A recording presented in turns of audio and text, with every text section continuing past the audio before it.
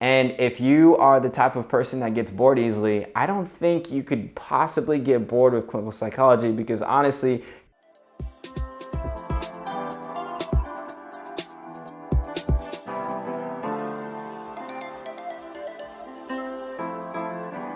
what's up fam? Welcome back to the channel. My name is Phil Sarpon. If it's your first time here, welcome. This is Phil's Guide to PsyD. This channel is dedicated to all things clinical psychology. If you're interested in psychology, if you care about self-care or wellness, or even if you want a little bit of a sneak preview into what grad school might look like for you, then this is the channel for you. So not too long ago, I did a video about all of the reasons to not go into a PsyD, which I know is kind of crazy because I'm in a PsyD program, and you might be a little confused as to why I'm telling you to not go into a PsyD program, but that's really because I just want people to think about really all of the pros and cons, the benefits, the not so great benefits of going into a PsyD school. But with that, so 3 reasons why you should go into a PsyD program.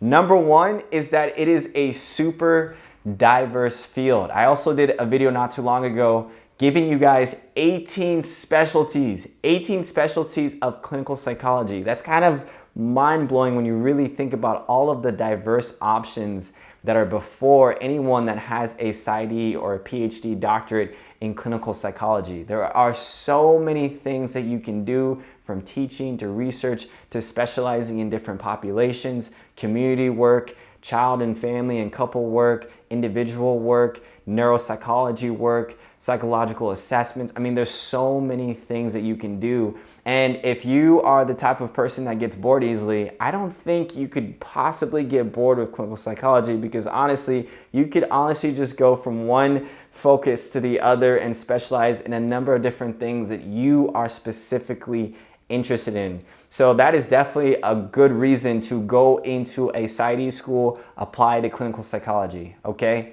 Now, here's reason number 2. Reason number 2 is that it is going to pay more than generally other counseling or master's in counseling programs. And so a PhD or a PsyD in clinical psychology is going to generally have a higher salary than master levels therapists or counselors. Now, that does not mean that a counselor can't make more than a psychologist. It just means that generally, if you go into a hospital setting, an inpatient setting, or an outpatient setting, psychologists are generally going to be paid more than master levels therapists. Now, when it comes to private practice, that's a whole nother ball game where counselors could possibly make just as much as a psychologist. But when it comes to general, just getting a job or a career at some type of company or hospital or a clinic, most likely psychologists are going to have generally higher salaries than master level therapists. The other thing is that when it comes to teaching, when it comes to actually teaching in a doctoral program, psychologists actually have a way better chance of getting teaching positions in these programs, as well as also getting higher pay in these programs. So that is something to think about if you're thinking about sort of the long-term goal of what you want to do for your career and your salary and paying the bills and taking care of the family. Then that is something that is definitely a huge positive for clinical psychology. So number 3 is that honestly, as a psychologist, you can do more things than a therapist or any other master levels therapist. And that's one of the greatest things, is that not only do you have a diverse range of options career-wise, but you can also do more things as a psychologist. So not only can you do therapy, but you can do psychological assessments, and maybe even some states you can actually prescribe medication. And so even within the career itself, not only do you have diverse options, but you also can do more just even within the career itself.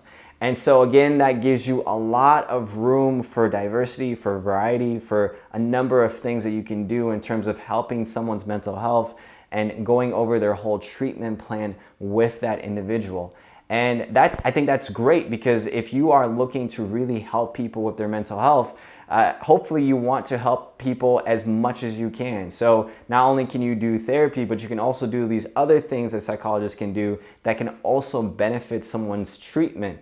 For most master levels therapists, when it comes to psychological assessment, they're going to refer their client to a psychologist or psychiatrist. They're not going to be able to do all of the services they want for themselves because they are master levels therapists. And so as a psychologist, to be able to do therapy and also psychological assessment and potentially prescribe medication, you could do all the different things of a treatment plan in that one setting. That person only has to see you. Doesn't mean that they should see you, it just means that that could be a potential option, especially if you don't want to refer out to different places. As I mentioned before, you have a diverse range of options in terms of career options.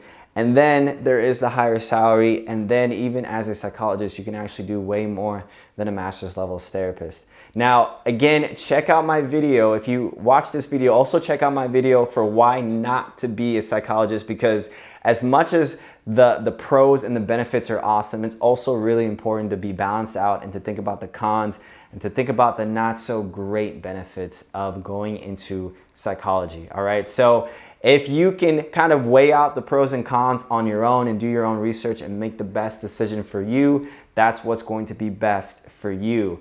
But for me, that was sort of the reasons that I either was trying to figure out either should I go into clinical psychology or should I not go into clinical psychology. And those three pros and those three benefits were definitely some of the things that I really tried to weigh out in my decision for clinical psychology. All right, so hopefully that helps. If you have any comments, definitely put it down in the comment section below. If you have not already, subscribe to this channel, like this video, smash the like button, and I will see you guys in the next video.